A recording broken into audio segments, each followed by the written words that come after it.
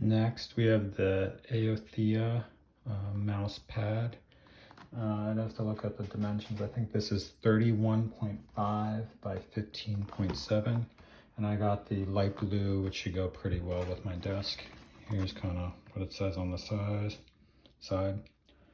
Labeling, website, that sort of thing.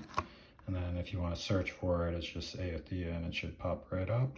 And then, sorry for the blurring, light color, and then size 31.5. So let me get this out of the box and show you what it looks like. So this is after you open it, and that's like that. I'll just slide it right out.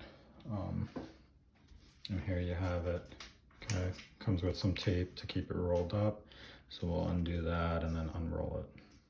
And here's with it completely unrolled, first unroll. Obviously there's some wrinkling in it from being rolled up that should flatten out with time.